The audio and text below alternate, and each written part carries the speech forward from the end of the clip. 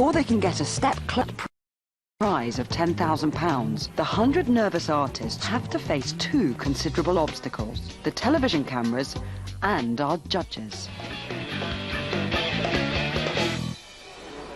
How old are you? 26.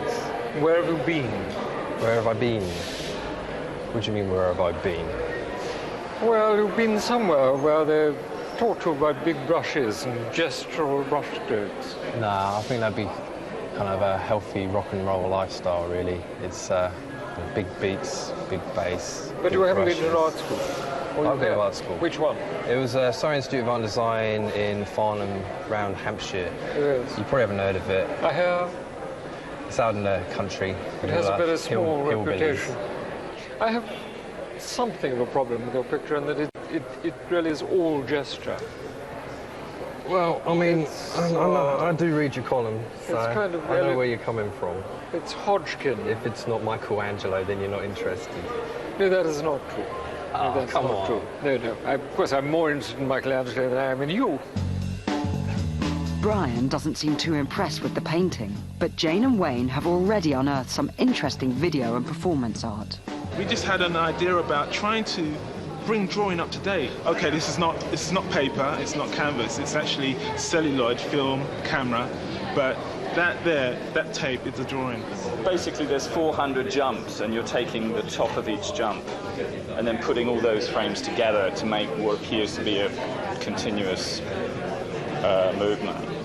So it's partly about the relationship between still photography and moving images. Yeah. And the idea, the manipulation of time that takes place within that medium. The drawing actually determines the movement. Yeah. I mean, if you look at us in London, if you look at us from a satellite, we're all standing on a drawing. We're actually determined our way we move, the lines, the tube. It's a mapping. It's a mapping. Doing the same thing over and over again, but there's slight differences which you can tell, and it's the idea that in a repeated action, they're all slightly different. Slightly different and slightly different effects. It looks like the kind of piece that somebody who did a promo for an indie band on a video would think, oh, I like that process. I'll find that artist who's done it and I'll do something with the Libertines hanging from the ceiling and jumping up and down or something. Do you then as an artist think, yes, I want to do that, and that's a commercial thing where I get some money, or does an artist think, no, that's selling out on my art? If I wanted to make a pop video, I'd do it, but I don't feel an urge to become a commercial filmmaker. I'll say one thing in your favour, and that is that I'm hugely relieved to find a painting on canvas amongst all this sort of village fair rubbish. But it's not a terribly good painting on canvas. I think you know that it's not terribly good. Its subject worries me slightly. It looks to me as though it's an episode from Bad Girls. And the prison officer has just come upon her lover in a cell with a bruised mouth and is saying, what's been going on here? It seems to have a sort of lesbian content to it.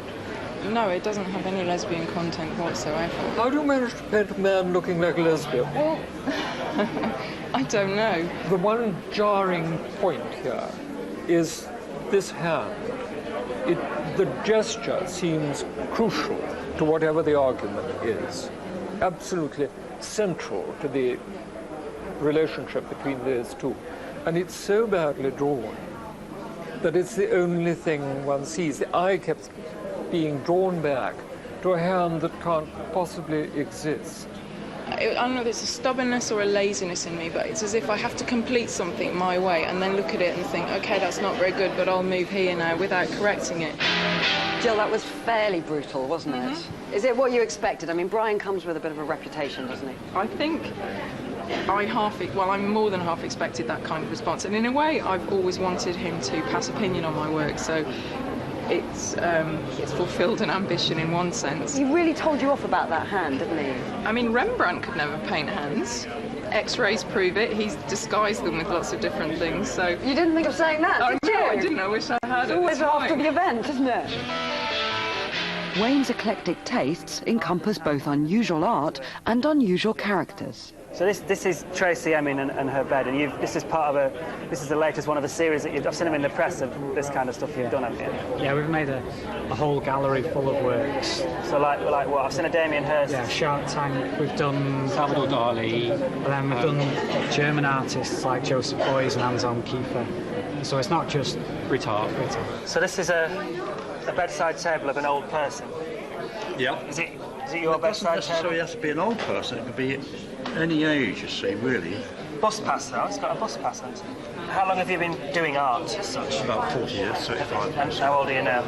67, so 68. So something like this, you know, you're not going to go and sell it, are you? I mean, this is just you're doing this because it's personal to you.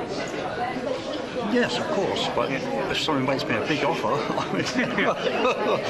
But with everything like this, you do it. You know, how does it work together, and who does what? And it just happens together.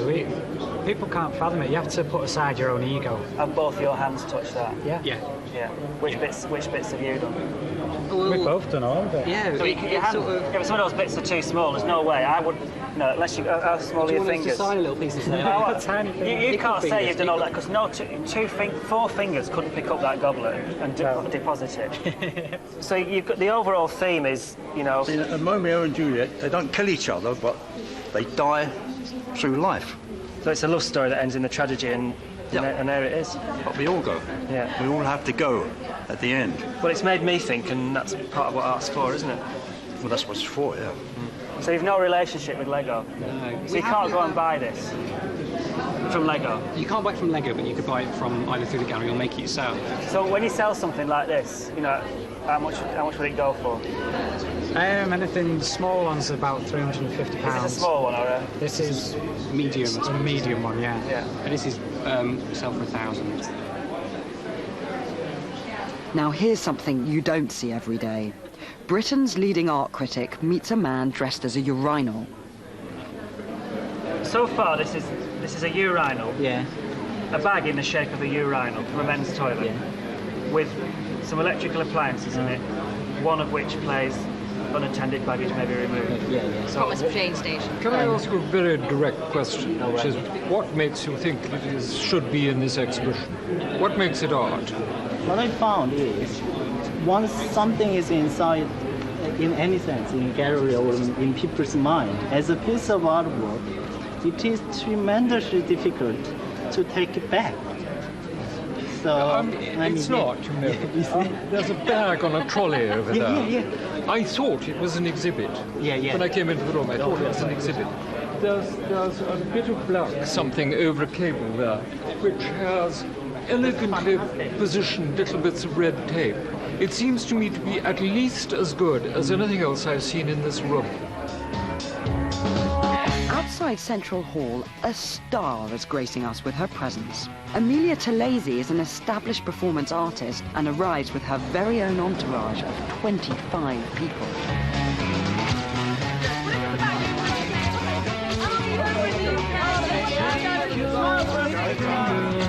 She's tilting her head. So what is this? It's a piece about celebrity, and it's a comment about why celebrities are subject to a lot of attention. But so do you have this urge to be famous? No, I don't have an urge to be famous. I just want to wonder why celebrities are the subject of so much undue attention, you know, all these programs that exist just for the purpose of making people famous, you know, reality TV. And I'm interested in the reaction of the public to someone who's not a celebrity, but has got everything else around it to prove that she is, in fact. So what do you think the judges are going to make of this? I don't think Brian Sewell is going to like it. Unfortunately for Amelia, an impromptu meeting of the judges quickly establishes that neither do Wayne or Jane. In part 2 of Big Art Challenge. What I'm going to do is I'm going to put a plaster on my toe, and then I'm going to tie a piece of extremely strong string around my toe onto the bus, and then I'm going to pull it. You sound to me as though you are making things easy for people to have bad taste. I do not consider that to be bad taste. So is it going to go through or not? No. No. Yeah.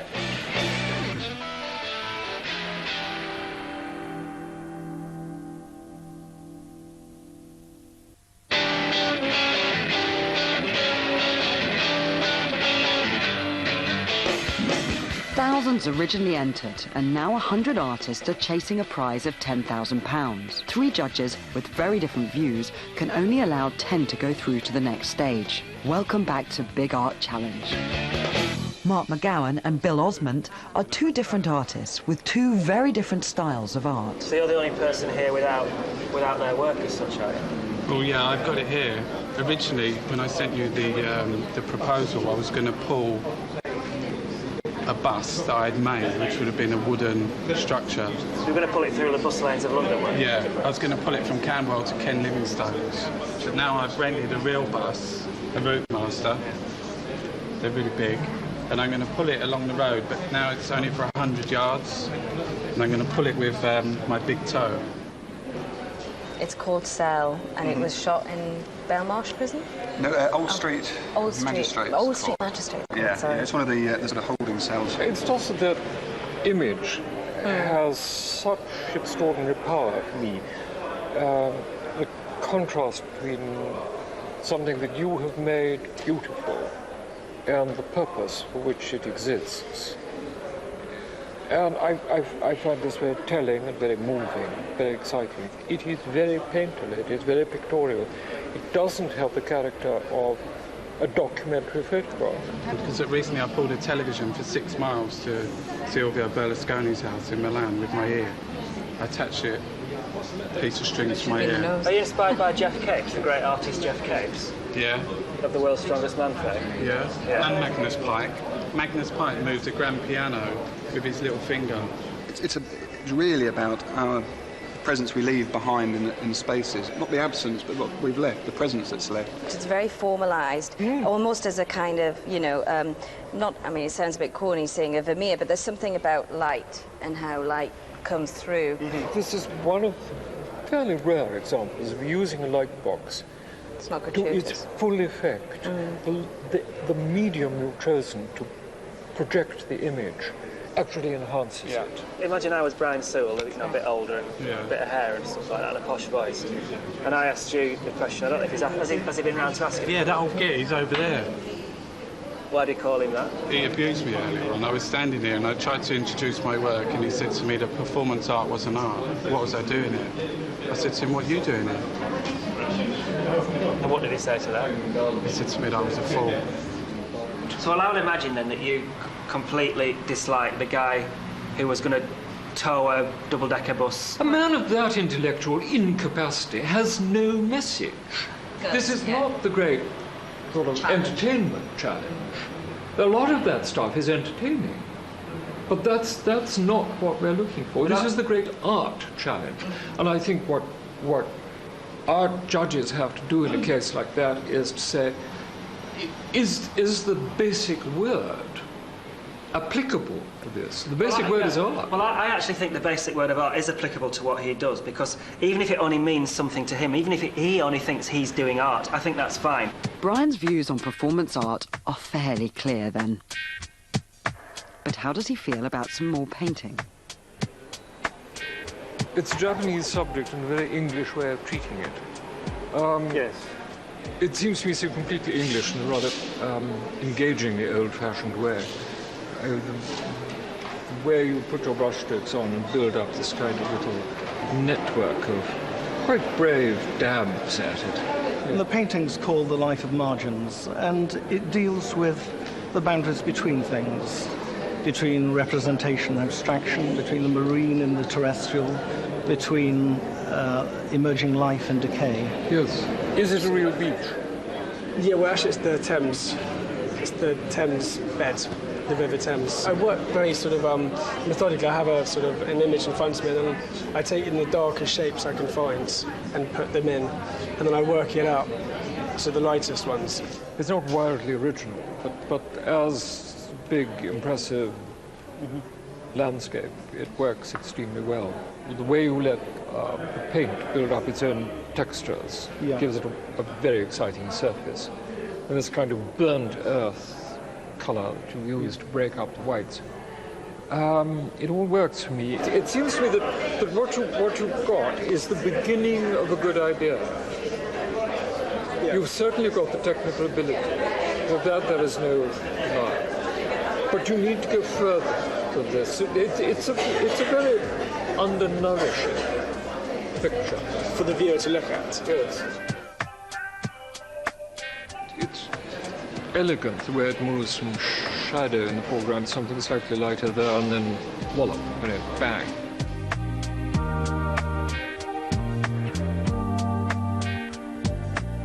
So when I first came in, this is one of the ones my eyes were drawn to, and the first thing I thought it was a painting. But it's photo, isn't it? It is indeed. This was in an old cement works in Shoreham. Oh, on the river? Shoreham. Yes. On the Ada. That's right, that's right. That place is fantastic as well, isn't it? This comes from a series which I've called Romantic Realism. I'm less interested in documenting than in that beauty of decay and what it stands for, and all the emotions, everything, the life that was associated with these buildings, the people in them. From romantic realism to a real romantic, Stephen Clark has created The Hug. Steve, what inspired this? Well, my sister recently had a baby he'll be about 1 in September, so like little babies do, he gives you these really strong hugs that are like fully committed sort of thing. So it started off as like a little gift, effectively giving a little hug to someone like a friend or whatever, so that they can always carry with them. But then it sort of obviously quite evolved into this, like with the idea of like sort of hugs as it's like a support system. If you've had a lot of them when you're growing up and from your friends and stuff, as you're getting through your sort of daily basis, sort of gives you sort of strength. And now at last we're ready for the judging. Only 10 artists can take a step closer to the £10,000 prize. They'll go forward to a national heat where they have to complete a second piece of work. A long hot day in London is about to get even hotter. I'm going to choose something that would go on my living room wall. That's not a good enough reason. You're here to do something which is intellectually quite severe. Why does art have to be intellectually severe? Why can't it please? No, I'm asking you to be intellectually severe, not just self-indulgent. No. You have to have something more than a decorative fitting in your furniture. This kind of image could have hung. I could have got it in some kind of, Happy Eater somewhere, and it could be on the wall in the toilet. I saw that in a Happy Eater and I liked it. I'd ask if I could buy it.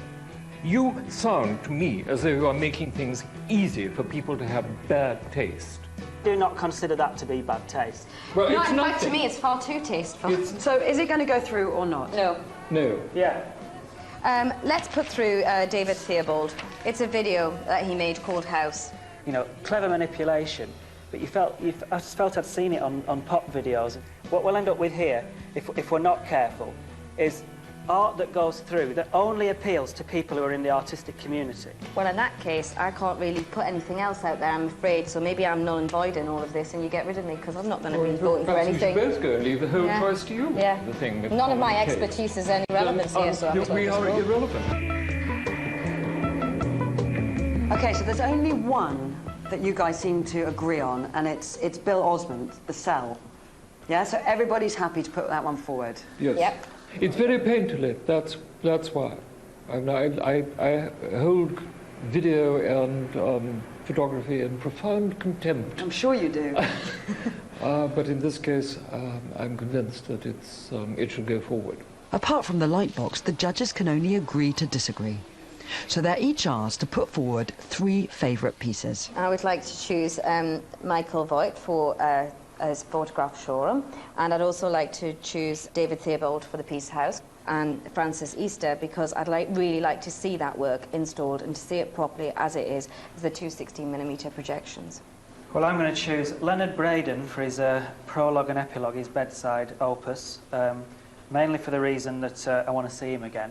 Then I am going to choose Lucy Cade, who did her dad Adam, and just for the absolute hell of it, I'll choose Alex Kalesniscu, the one that you two absolutely hate, the brown one that would go very nice over my brown sofa with the cream bits. We did want to know about your brown sofa with the cream. It's very nice. I've chosen some paintings at last. Richard White, his view of pebbles, because I think it's a lousy picture, but it has great promise in it. Nick Malone is a kind of mature landscape painter. Again, I think there's something quite good coming out of it. Slowly but surely, it's good painting. And much the same is to be said of Julian Kirk, who painted a restaurant in Japan with some rather old-fashioned aplomb. Michael, we just finished a long, hard session with the judges. I never thought I'd come out alive really with that one.